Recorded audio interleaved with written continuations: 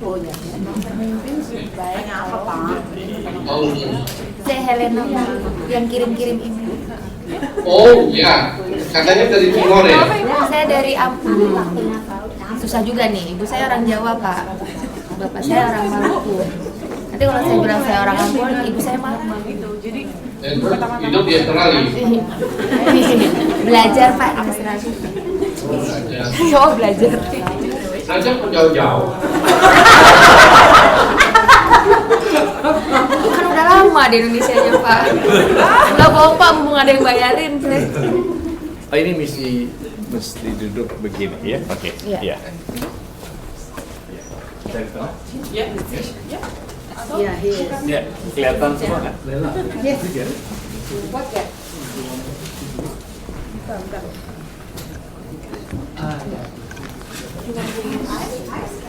Can want to use this or Yes, please use it. The small one's easy. oh small one?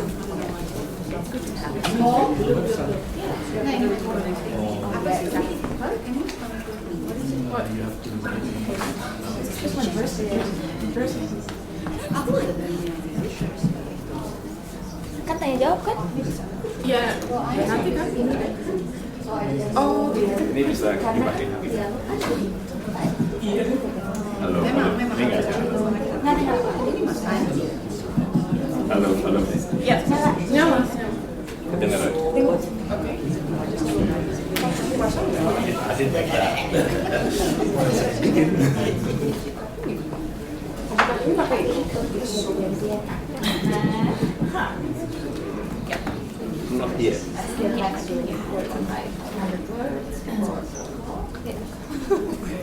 Okay, shall we start? Can everyone hear me?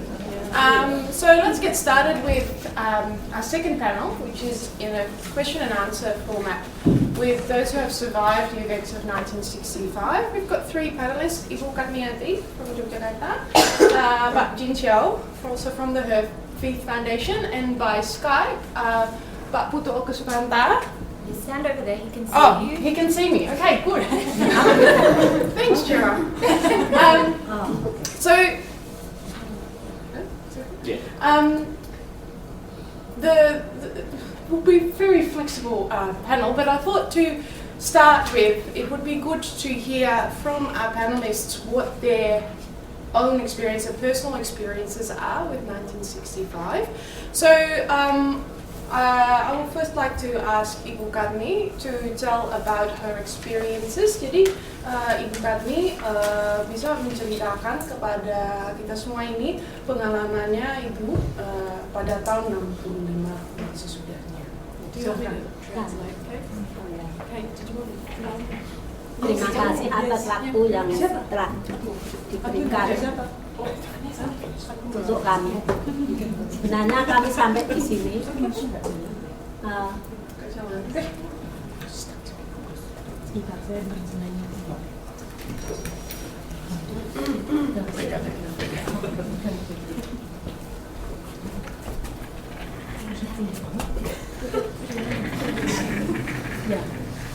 terima kasih atas waktu yang telah diberikan kepada kami. Pertama-tama saya memperkenalkan, nama saya Kadmiyati dari Indonesia, khususnya Yogyakarta. Saya sebagai korban langsung dari peristiwa 65. Thank you very much. I'd like to introduce myself. My name is Kadmiyati and I come from Yogyakarta and I'm one of the survivors of 1965. Dan sebenarnya saya di sini mau membuka luka lama saya, luka yang selama ini saya derita sudah kurang lebih 51 tahun. And I want to open up here and talk about my wounds, the wounds that I've suffered for 51 years. Walaupun dengan seberat apa, karena ini memang membuka lembaran sejarah, kami akan mengutarakan apa yang saya derita selama ini. Like it or not, this will be about reopening the pages of history by talking about what I have suffered so far. Dan saya mempunyai riwayat hidup dari sebelum peristiwa 65 dan sampai peristiwa 65 terjadi, saya menjadi korban. So I have a life story from before 1965 until 1965 happened, and I became a victim. Dengan perjalanan saya tahun 65, akhir tahun 65 sebelum terjadinya peristiwa itu, saya masih sekolah. Sekolah saya baru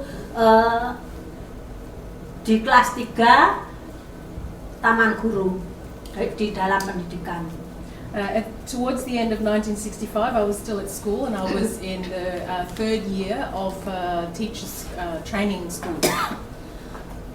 Selama saya sekolah, dengan sekolah saya mendirikan taman kanak-kanak melati yang saya tangani sendiri dan yang mengajar saya sendiri.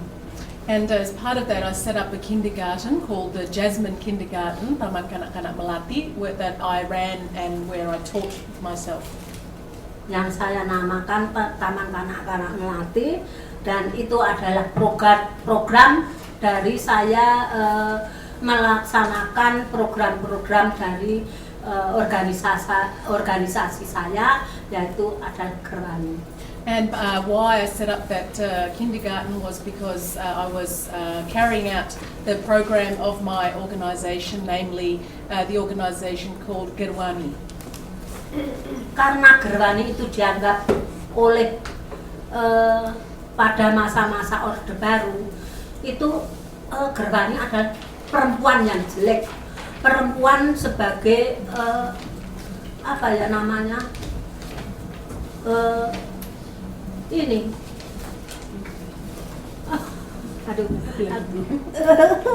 ya jelek lah, dibilang jelek gitu aja, dengan perilaku seorang perempuan dari Gerwani dibilang jelek. We can say that the characterization of Gerwani under the new order was very bad. Women who were members of Gerwani were portrayed as those with of bad character. Karena aku menjalankan dari program-program Gerwani itu, saya setelah 65 saya diambil dan ditahan. Pengambilan tahun 1965, tepatnya 10 Oktober sampai 1966. Because of my involvement in these carrying out these Gerwani programs, after 1965 I was taken, I was detained. The exact date was the 10th of October when I was taken, and this went on, I was detained until 1966. Dan pengambilan kembali, saya dua kali ditahan. Lantas tahun 68 saya diambil kembali dan ditahan kembali. Then in 1968 I was rearrested, so I've been detained twice, once in 65-66 and once in 68. Dengan alur waktu, saya bertemu dengan yang dinamakan kiprah perempuan yang sudah banyak diceritakan oleh Mbak Pipit. Kemudian ternyata ajar yang telah diceritakan oleh Mas Dodi juga, itu memberikan pelatihan-pelatihan bagi kami dan memberdayakan, menguatkan, memulihkan dari trauma.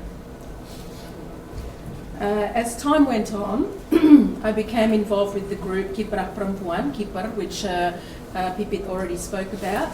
And through this I then met Ajar, that Dodi already told you about this morning. And Ajar gave trainings that aim to provide empowerment, strength and healing for us as survivors. Dan saya sebagai narasumber membicarakan tentang apa yang telah saya terima pada waktu penahanan 65.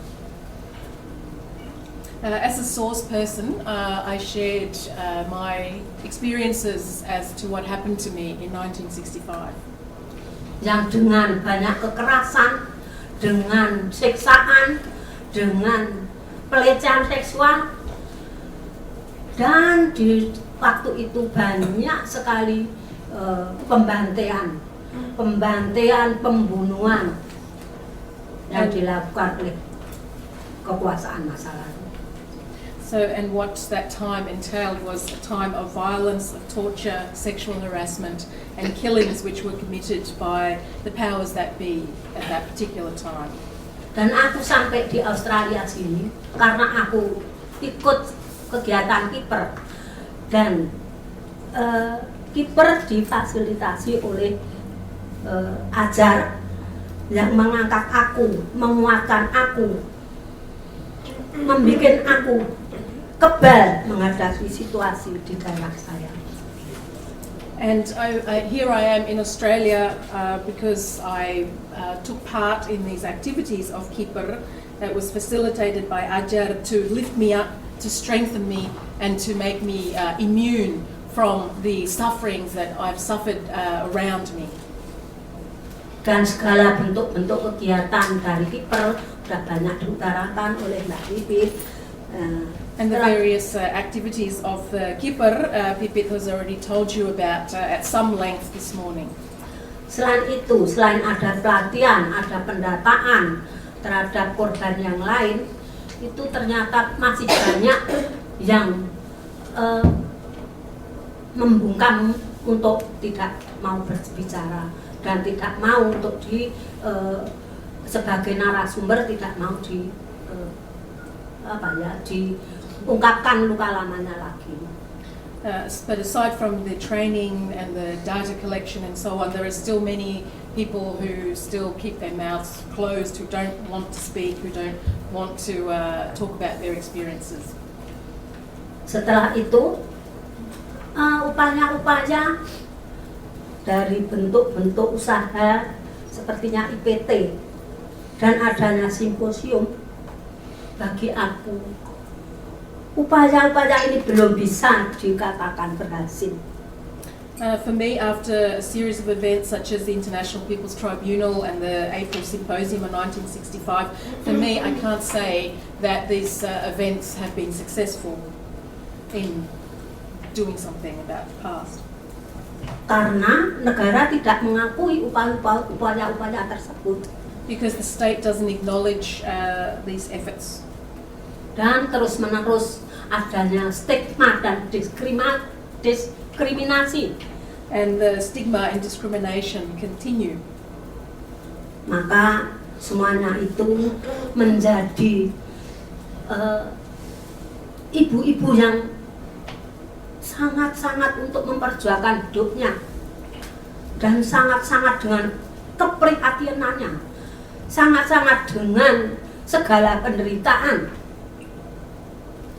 Adanya stigma dan diskriminasi sampai sekarang ini terus-menerus belum bisa merasakan kepemulihan dari luka-luka yang khususnya Kiper yang diterima di dalam hati. So for a lot of these women who are still struggling to make a living, who are living in suffering and stigma and discrimination, they still cannot feel true healing from their wounds. And for that reason, partly for that reason, it's Kiper that's been accepted and brought into their hearts for what it represents. Setelah adanya IPT dan simposium, bahkan sebenarnya aku tentang IPT dan simposium aku kurang paham. Karena hidup saya yang di desa kurang ada cepat untuk menerima informasi. On the IPT and the symposium, I can't really say that I actually understand everything about these things, because in the village where I live, it's a bit hard to get access to information. Cuma karena adanya spanduk-spanduk di sudut-sudut kota yang bunyinya awas bahaya PKI, awas bahaya Laten PKI, awas komunis baru, itulah menjadi ibu-ibu semua menjadi ketakutan, khawatir untuk berkumpul But because of the banners that started to appear that said, watch out for the danger of the PKI, the danger of neo-communism, that these women have started to become fearful and they're not willing to gather so readily anymore. Segala bentuk kekerasan yang misalnya ada pertemuan dari anak-anak korban yang tadinya mau membuat pupuk organik, itu aja dibubarkan walaupun di situ ada aparat, tapi tidak bisa menghentikan dari kekerasan itu, sampai ada yang dipukul, ada yang menerima siksaan. We've seen all forms of violence that have occurred. For example, the children of victims who wanted to get together and to make organic fertilizer. This gathering was disbanded by force. There was the security forces there. They had a presence there, but they did nothing. And there were people, these children of victims, who were beaten and tortured because of their presence at this gathering. Setelah saya mengutarakan adanya kekerasan, adanya pelecehan seksual dan banyak pembantaian, sekarang saya mau mengajak para hadirin semua untuk bertanya,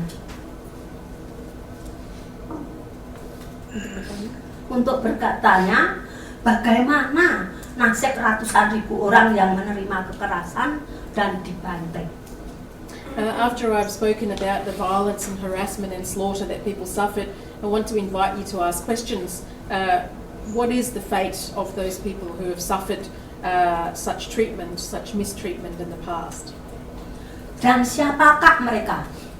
And who are they? Siapa yang dibantai? Who are the victims of these slaughters?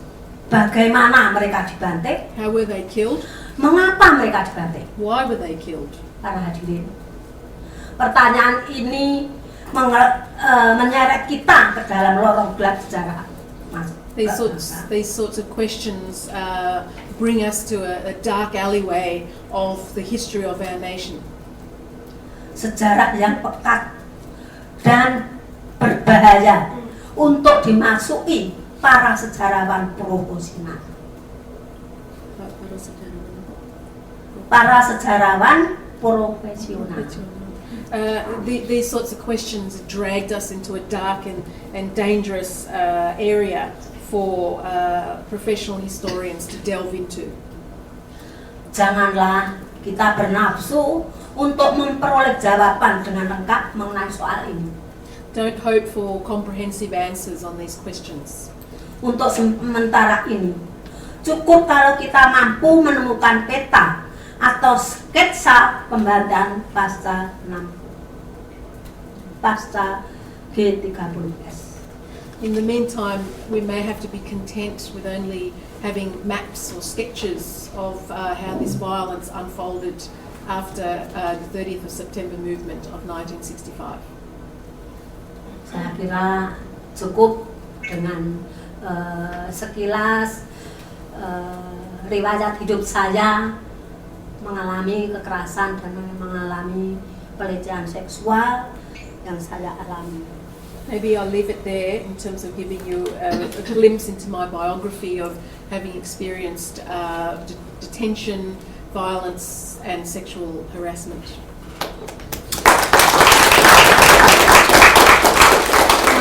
Untuk mengembalikan luka lama yang telah saya utarakan, saya akan mengembalikan supaya saya menjadi fresh lagi. Saya akan meringkas dari apa yang saya utarakan sebagai bentuk lagu. In order to try and heal some of the wounds I've suffered, I want to try and summarize some of what I've talked to you about through singing you a song. Lagu ini lagu pembawaan saya dari Jawa yang bermaksud untuk tidak punah kebudayaan Jawa saya. and I've brought you this song from Java in order to safeguard and ensure that our culture, our Javanese culture is preserved. Dengan tembang mocopat yang pangkur. Mas ada lagu ya? Karena untuk membalikan supaya saya bisa fresh lagi. Just so that after telling you these horrific experiences, so I can feel whole again, if you don't mind, I'd like to share this song with you. So saya pegangkan lagi.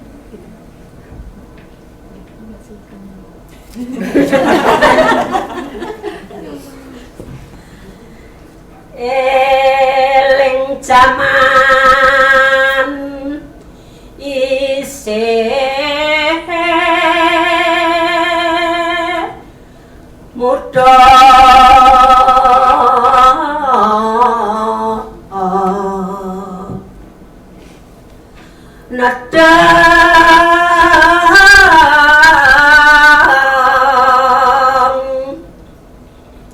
senang-senange nuntut ngelmi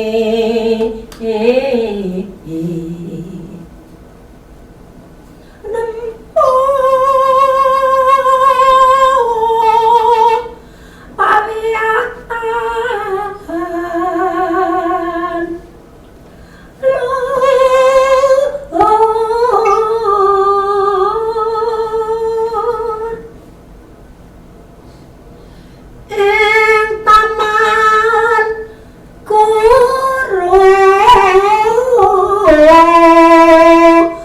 muda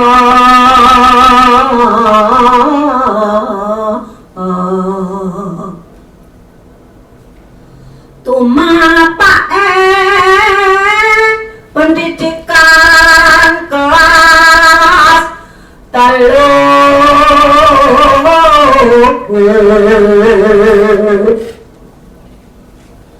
ngumpulake bocah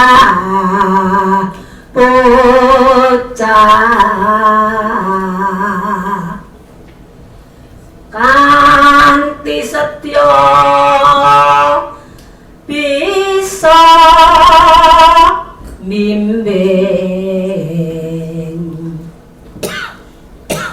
tema bisa kalah sana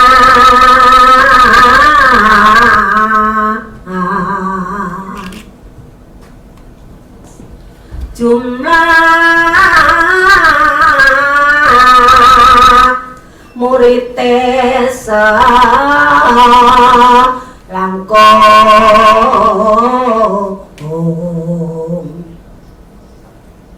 pucet kanggo perjuangan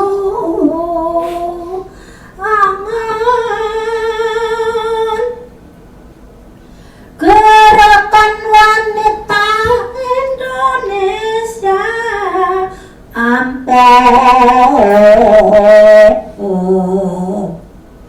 uga anane PPA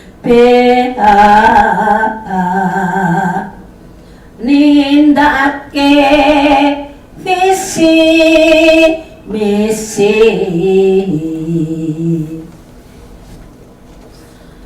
lamun taun enam lima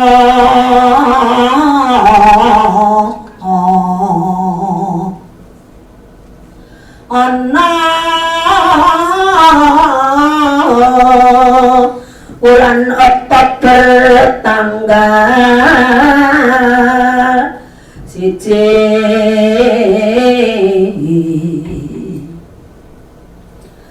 nakarane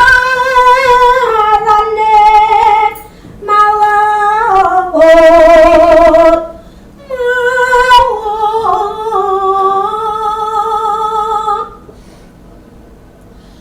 nganggo tumbas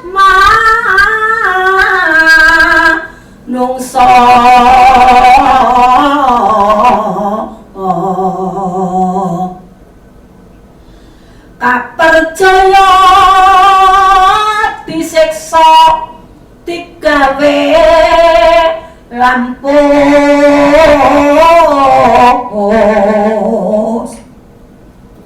ya anjara raja brana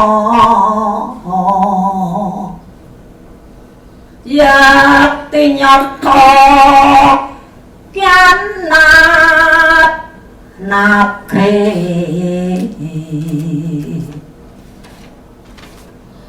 akeh warga kang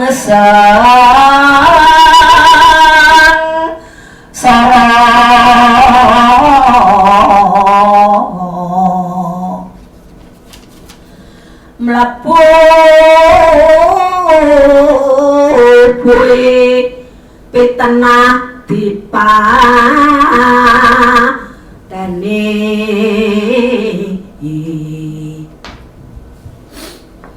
lumo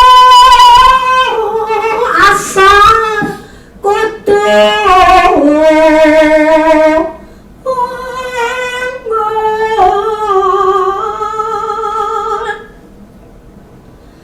keadilan tan ana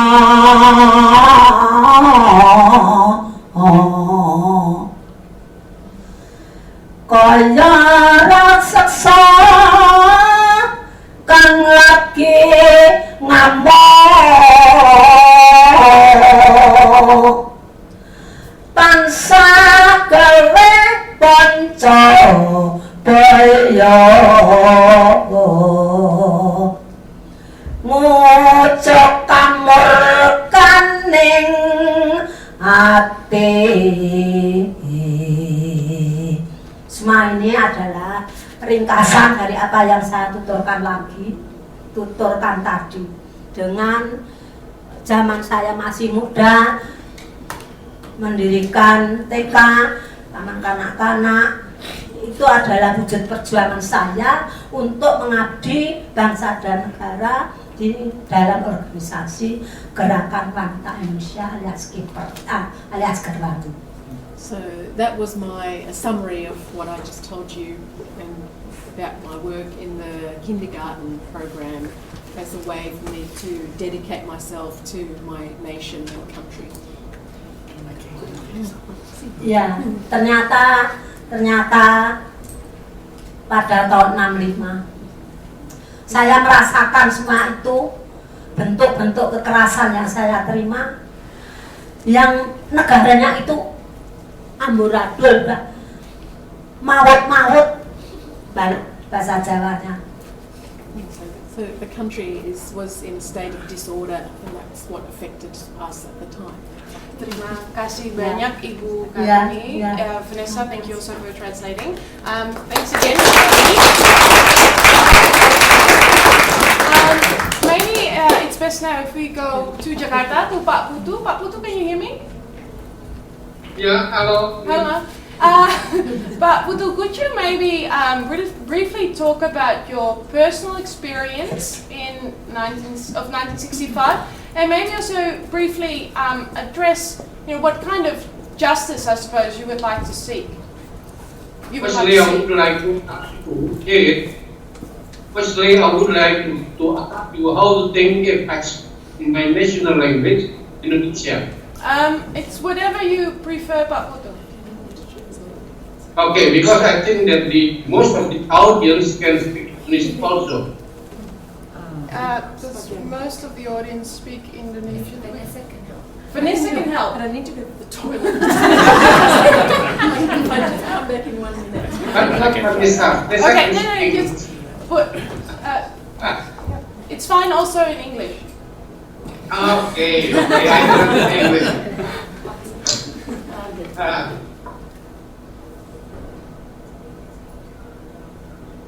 So? Okay. Start in Indonesian, otherwise, and we can translate as we go. Yeah, if I cannot speak in English, I will talk in English. So, what are we doing? Start with Indonesia. Just start with Indonesian. Okay. Let us start. Yeah. Not yet. We're waiting. We are waiting for you. I'm waiting the sign from you. Yes, well, this is the sign. Yep, we can start. Sudah siap, Pak? Okay. Good morning, everybody in Melbourne. Good morning, Pak. Yeah.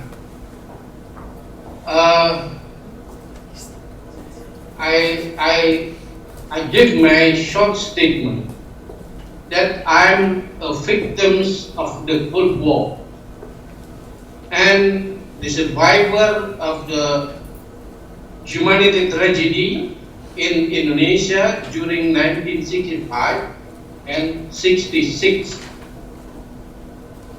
So that means there is a close relation in this case among the Indonesia and other countries abroad, especially that we call the imperialism. I'm sure since we are in jail, they jailed me for 10 years in Jakarta and Tangerang, that there is no any opportunity for us as the writer to express, to get the free space to expressing my mind, my suggestion in the arts method. So that is why, from my side, I work hard to make a space not only for me, but also for the community, the victims of tragedy, so that they can expressing their mind, their suggestion to solve these kinds of problems. During Suharto regime, I worked like underground, but always following the competition, the national competition arranged by the government. And after I got the win, there is the new statement from government that everybody who want to follow the national, the state competition in any kinds of arts should be have surat bebas G30F. So this government statement stopped all of my activity openly, but there are still space, hidden space in newspaper, magazine, and the special offer has came from the Goethe Institute in 1985. Only Goethe Institute give the free space for people. Give my writings or make the orphans the Goethe buildings. After Reformation,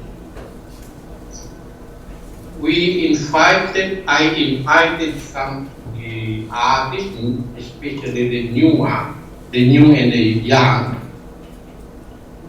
to join some of my activities.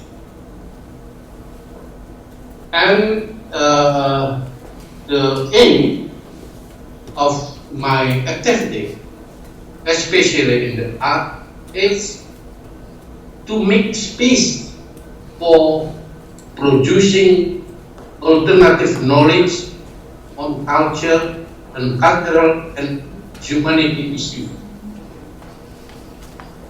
So we founded an institution that we call LKK, Lembaga Kreativitas Kemanusiaan,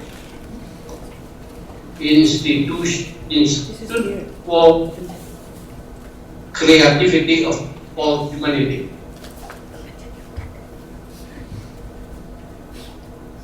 up to date, this LKK have produced 6 documentary films about the real life of ex-couple from many angles here.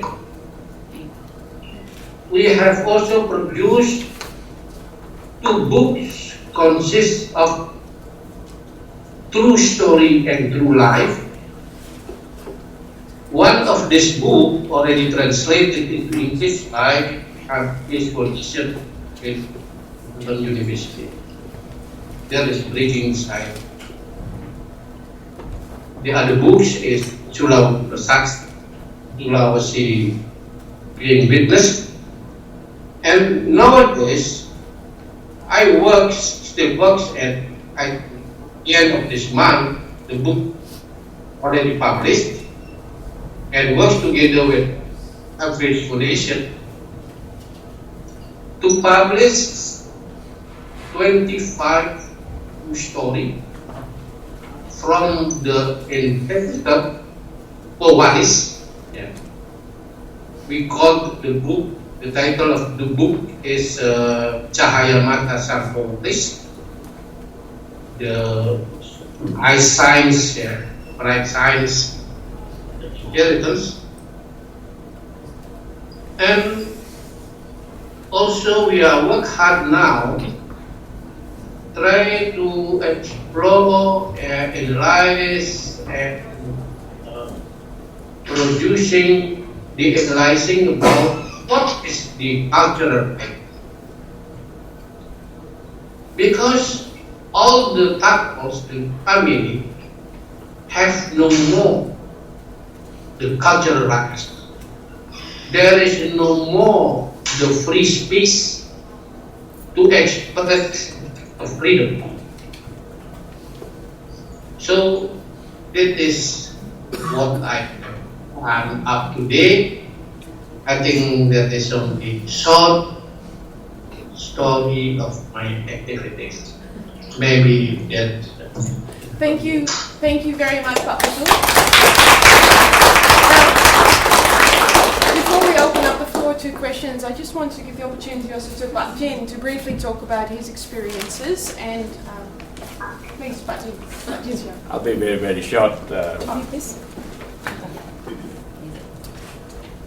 First of all, I would like to say that my suffering was in no way comparatively suitable to be discussed here compared to what Ibu Kadmi and Pak Putu actually have experienced, of course, in their lives. I was only 9 when my father was taken away from home. My father was the chairman of BAPERKI, the Chinese organization that was fighting against racism, was fighting against the discrimination in various activities in Indonesia. And because of his involvement in BAPERKI, he was actually jailed, imprisoned for 12 years. So that was briefly my experience. And because of the help of many people, I was able to leave the country and study in Australia.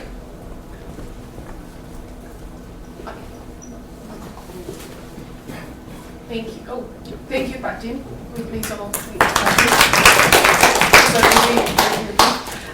I think I've actually got questions as well prepared for the panelists, but I think it would be better to just directly move to the floor. So, who would like to start? Any questions towards our panelists?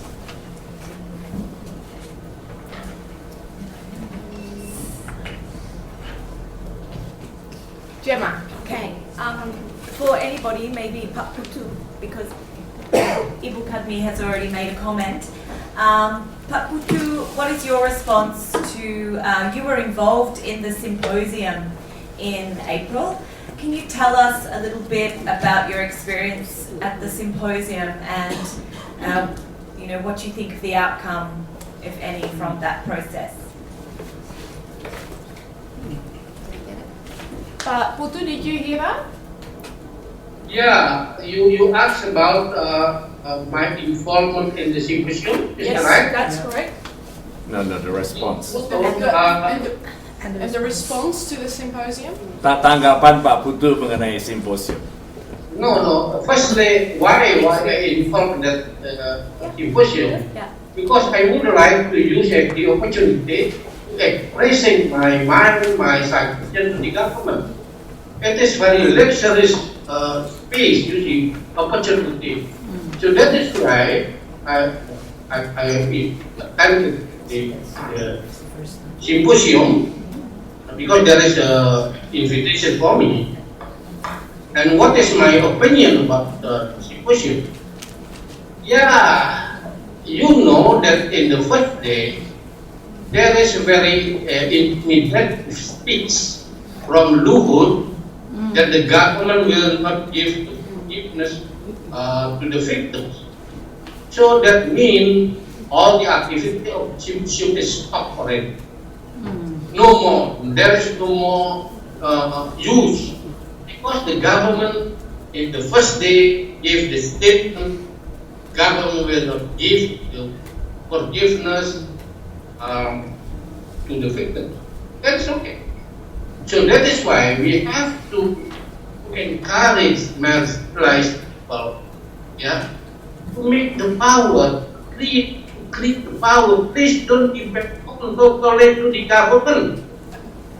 I invited all the academies from Australia to join us to empower us to do what we want to do something that is useful for our life, not only for our life itself, but also the nation of Indonesia. The tragedy of 1965 is not only our problem, it is the nation problem. So that is why the nation should have the responsibility to solve this problem. Yeah. That is my opinion. Thank you, Pak Putu. Who would like to? Yeah, there's a question from Mbak Laila. Mbak siapa? Mbak Laila. Halo, Pak. Tanyanya di Jakarta saja. Pak mau tanya. Enak kalau bahasa Indonesia ya, Pak ya.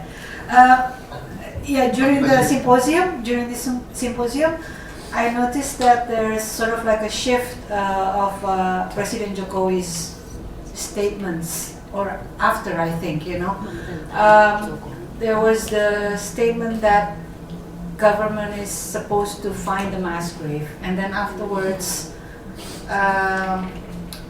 harus mengejar orang-orang yang dianggap terlibat komunis or something, yeah. So there's like changing his attitude towards the victims, towards 65 in general. Pendapat Pak Putu gimana? So, the presiden or the penguasa boleh ngomong apa saja, tetapi tindak kerjanya tidak ada.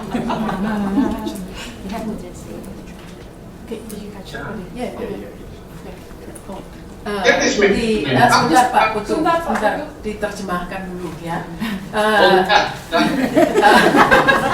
The authorities or the government can say whatever they want. No action.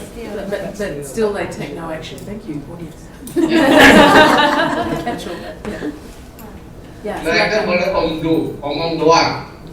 They can just omdo, just speak talking, doing nothing. No action. No action. Talk only. No action. Ngaku ya. No action, talking only. Hanya itu Pak. Maybe I just added something. Pak Djin would like to add something to that question. Despite the stubbornness of the government to accept and to acknowledge that the violation of human rights or the state crimes actually did take place 65 to basically the 32 years of the Soeharto regime. I think what is good to see is the development in the last few years. And this was evident from this conference today. And I think the presentation of Pak Dodi, Ibu Kadmi, and Pak Pipit confirm all this, that the young generation is starting to realize that they have actually been cheated by the government. The histories, the historical data that was presented by the government was wrong, and that something is to be done about what actually took place. And I think all this is a very positive development. So I agree with Pak Putu, the government obviously has done nothing about it, but I think eventually and surely whatever we are actually doing now will be listened to, and one day there will be some kind of recognition, some kind of acceptance that the state crimes actually did take place, and the state actually was guilty for violating human rights in Indonesia.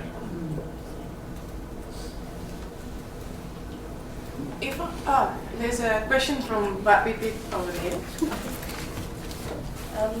Ini sebentar Pak, Mbak.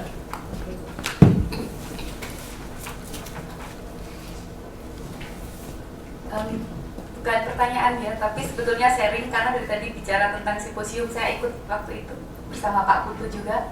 Ketika simposium, halo Pak Putu.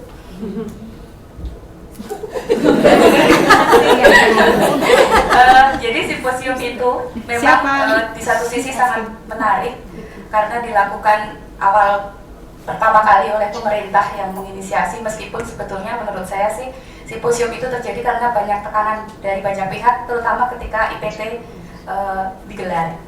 Dan sayangnya juga sebetulnya di simposium itu sangat mendadak sekali undangannya untuk para yang akan terlibat. Saya mendapat undangan itu 2 hari sebelumnya. Toro juga ada di sana, kami berdua ada di sana. Dan itu di satu sisi memang ketika di awal-awal sampai terakhir ada rekomendasi itu sangat membuat korban, kemudian banyak harapan dari situ dari rekomendasi yang dibuat. Tapi kita sih juga tidak yakin juga akan rekomendasi itu akan dijalankan atau tidak. Jadi kita juga 50-50 lah. Kayaknya sih seperti apalagi sekarang bertambah Wiranto yang jadi itu kayaknya nggak mungkin dijalanin. Jadi itu aja sih. Bagus untuk awal mula tapi sebetulnya belum bisa untuk apa-apa. Mungkin itu saja.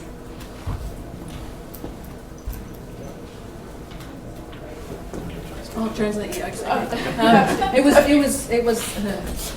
was good. It was good as a beginning. It was very promising, but the recommendations have come out, and now we have Wiranto as the Minister for Political Affairs and Security. So those signs are not promising. So it was good in the beginning, but we're not certain that the recommendations will actually be followed up and acted upon. Thanks, Vanessa. There's a question from Pak Fedi. Saya mau tanya pertanyaan pendek aja pada Ibu Kadmiyati. Ibu, saya mau tahu aja di lingkungan Ibu sendiri, di desa Ibu sendiri ya, di komunitas Ibu sendiri, bagaimana tanggapan masyarakat terhadap kegiatan-kegiatan Ibu? Jadi di antara tetangga Ibu dan lain sebagainya itu, apakah Ibu merasa ada dukungan atau tekanan? So what are the responses? Maybe someone can help the poor chair here who's running around. It's okay, it's really doubling up here. What is the response, Ibu Kadmi, if I may ask, in your village, in your community, what is the response of people towards your various activities? Ya, tentang lingkungan. Lingkungan itu sebenarnya baik. Lingkungan saya baik. Saya di kampung saya dijadikan ketua PKK dan semua apa yang diprogramkan mesti taren sama aku, bilang sama aku bagaimana baiknya, bagaimana harus kita laksanakan, bagaimana dana yang harus kita cari, itulah di kampung saya. The responses to me in my own community have been quite good. I've been chosen as the head of the local program, the PKK program. What is that? Family and Welfare Education and Training program, which is one of the ways in which the new order regime actually channeled women's activities into the PKK area. So it's a position of trust where they ask me for my opinion, they talk to me about how we shall raise funds and so on.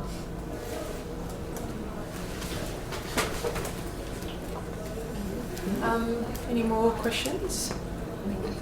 Then I can. Oh, but Djin wants to say something. One thing that I want to actually highlight in this session is the fact that when we talk about numbers, we can talk about the number of people who were murdered. I think that's been discussed and argued and debated for a long time, between 500,000 to 3 million people who were actually slaughtered in those 3 horrible years. And there were some 500,000 people in prison. 100,000 of those remain in jail, like my father and Putu, for many, many years.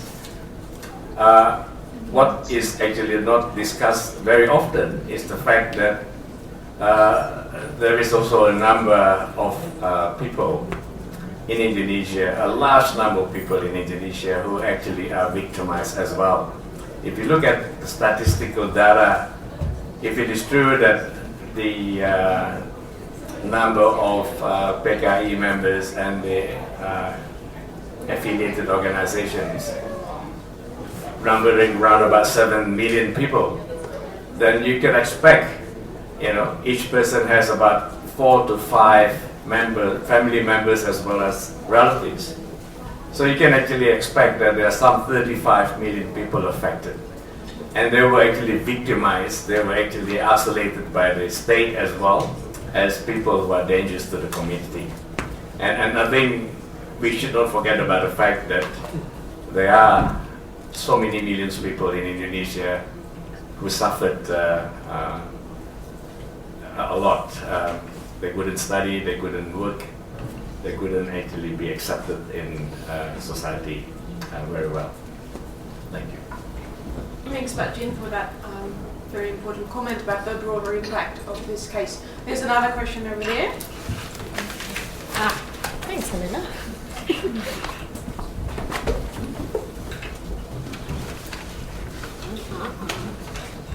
Just wondering about the United Nations, whether this has been brought to the attention of the UN in any capacity, either through groups who have been victimised or any other non-NGOs, perhaps within Indonesia or outside. So just wondering about that. Is your question for a particular person? Or? Whoever So, who would like to answer? So, Pak Putu, the question, did you hear the question? The question was about whether there has been any push at an international level, for instance at the UN level, for this case. Yes. We would like to talk in Indonesia, not very clear. Jadi pertanyaannya apakah kasus ini sudah dibawa ke PBB dan tingkat internasional? Kalau menurut Pak Putu bagaimana? Kalau dibawa ke tingkat internasional, sudah pernah disampaikan pada Departemen Human Rights di PBB. Kedua, di tengah terhadap International People's Review yang dihadiri oleh jaksa-jaksa dan juga aktivis di tingkat internasional. Saya kira dunia sudah tahu, tetapi belum mau menyelesaikan. Sudah tahu. Seperti juga pemerintah Republik Indonesia, semua sudah tingkat RT sampai presiden tahu semua kesalahannya. Tapi yang bisa menyelesaikan, that is problem. Oleh karena itu saya minta semua akademisi, peneliti, seniman seluruh dunia untuk mendorong pemerintah Republik Indonesia dan partnernya saya bilang, supaya dengan rendah hati punya keinginan menyelesaikan proses dehumanisasi yang sudah berlangsung sebagai akibat dari 1945. I invited all to join us. Thank you very much. So the answer for those, and please correct me if I get the translation wrong here, but Putu says that at an international level that the world actually already knows and that people already know that this has happened, but there has not been the finalization yet. So he's actually asking all of us to push towards that, to make push towards the Indonesian government as well as partners of the government to bring this case to justice. Is that okay? Laila wants to add. Yeah. I just know a little bit. I can't remember the technical side of it, but after the IPT result, the decision from the judge, as far as I know, that the IPT people are going to bring it, but and I don't know how, because I remember.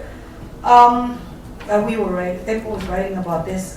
There's some technicality about the term genocide, because in IPT they decided it's genocide, whereas in other places it's not considered genocide. It's a massacre. Apparently there's the tingkatan. So there's a different terms for that. So.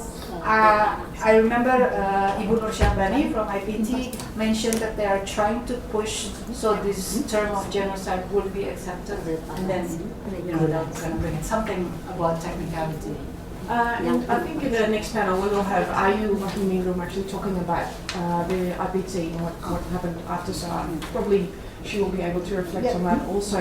There was a question from Ibu Sri from SBS. Pak Putu, terima kasih sekali. Ini juga ke Pak Putu juga sebagai saksi. Sorry. Yes, that's okay. Ya, ada 3 Bapak.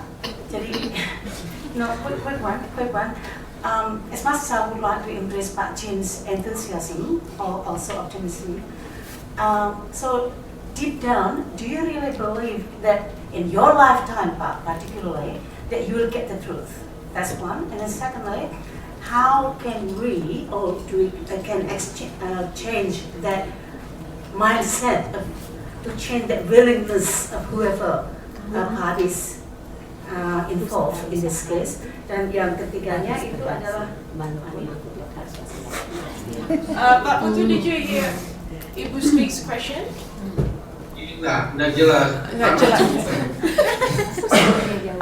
So the question was whether you think that in your lifetime you will see truth to be uncovered. Pertanyaannya Bu Sri adalah apakah Pak Putu apakah Pak Putu yakin dalam masa hidup Bapak akan ada ruang untuk kebenaran itu? Kebenaran akan terungkap. Kebenaran akan terungkap. Terima kasih. Yakin ini kayak pragmatis rasanya. Tapi saya berusaha untuk ruang itu tergantung dengan seberapa kuat saya mampu menyisihkan elemen-elemen yang menghalangi saya mengekspresikan diri. Tentu saya yakin karena saya berjuang dibantu oleh teman-teman yang lain. Tapi kapan itu saya tidak bisa menjawab. So Pak Putu is convinced that that moment will come, but when exactly he does not. But also that he's making and efforts. He's actually the important thing is making that he's actually making the efforts to create that space. Mau tambah lagi, Pak? Kenapa? Mau tambah lagi atau sudah? Dia nggak dengar. Mau tambah lagi kok kayak di restoran Padang. Sorry. Pertanyaan yang kedua, Bu Sri apa? How can we change? Oh yeah. I think the question about mindset, Pak Putu actually already answered by. Yes. And perhaps one more, Pak Putu. It's about your appeal to the. This is probably. Perhaps one more, Pak Putu. The appeal atau himbauan Pak Putu kepada para akademisi mancanegara untuk ikut campur itu tadi kan sudah dijelaskan bahwa itu mungkin malah justru akan merupakan amunisi dari pemerintah untuk mengatakan oh itu kan ide dari barat. Tidak, itu kalau dia menjawab itu konyol. Karena kenapa? Banyak buku yang menceritakan bahwa tragedi 60 Juni adalah simbol kecil dari perang dingin. Kalau pemerintah tidak baca relasi Indonesia dengan negara-negara di luar, itu bodoh. Jadi banyak sekali buku-buku misalnya seperti 1965 Indonesia the World uraikan betapa akrabnya hubungan Indonesia dan luar negeri di dalam tragedi 65 dan kejatuhan Karno adalah salah satu indikator bahwa Indonesia menjadi incaran negara-negara kapitalis besar untuk merebut akses ekonomi. Kita mau lebih dalam lagi melihat peristiwa 65 sebenarnya dilatar belakangi oleh kebutuhan akses ekonomi terhadap Indonesia oleh investor-investor kapitalis tidak bisa masuk karena dibendung oleh Soekarno. Oleh karena itu Soekarno harus dijatuhkan. Untuk menjatuhkan Soekarno, kekuatan deal yang mendukung Soekarno adalah Partai Komunis Indonesia, kelompok-kelompok kiri lainnya. Jadi kalau kita melihat pembunuhan itu, boleh dibilang ini adalah tumbal untuk mencapai Indonesia seperti sekarang ini, yang sejak membuka mata sampai menutup mata di malam hari, semua kita mengkonsumsi barang produk baru ini. So it would be wrong to say that this is just an external agenda, because actually the foreign countries benefited from this in terms of the massacres themselves. If you read Indonesia and the World in 1965, you would see that this was actually part of an operation to take down Sukarno by taking down his main support base located in the Indonesian Communist Party. So to say that this is an agenda from outside to address this past is totally ridiculous, because it's the external forces, the outside governments that actually benefited from the massacres of the left in Indonesia, because it was part of a fight to gain access to a very strategic country with a lot of assets during the Cold War.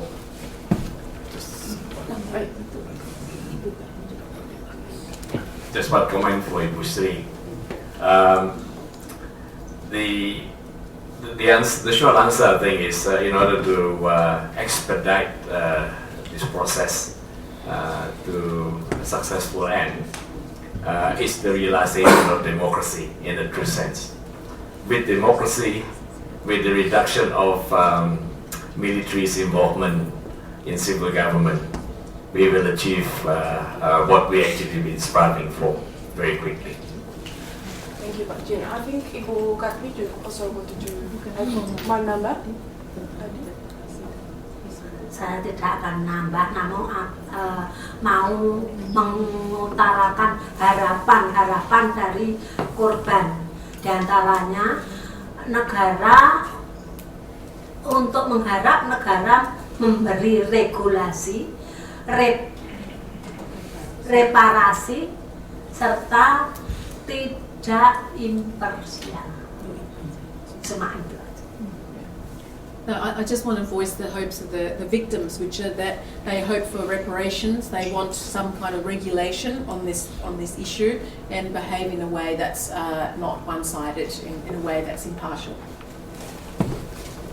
Thank you. I'm just looking at the time here, so I think we have to close this session. Could you please join me in thanking Pak Putu, Pak Djin, Ibu Kadmi, and also Vanessa.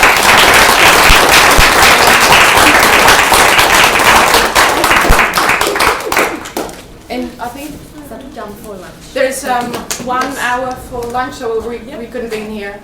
We're going to start the film screening at 1:45, but just please enjoy your lunch beside us again. Thank you. Terima kasih Pak Putu.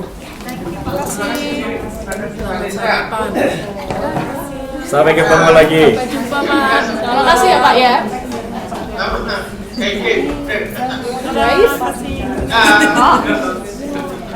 Oh, he's gone. He's gone back to his breakfast.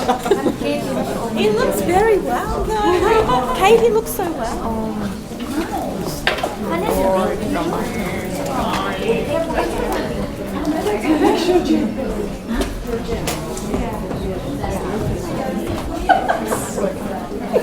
I'm going to eat a lot tonight.